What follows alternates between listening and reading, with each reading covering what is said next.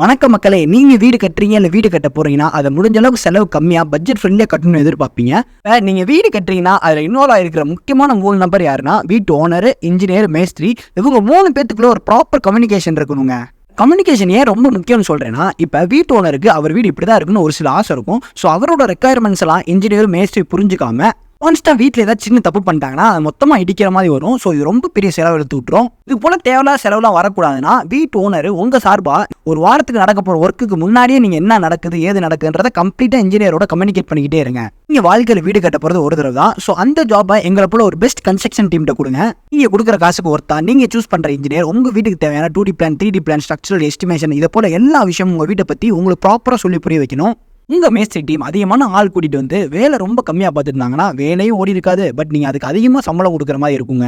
இதனால அவங்க construction team கரெக்டான டைம்ல கரெக்டான வேலை பார்க்கலாம். அது உங்களுக்கு பெரிய லாஸா இருக்குங்க. எல்லா விஷயங்களும் பார்த்து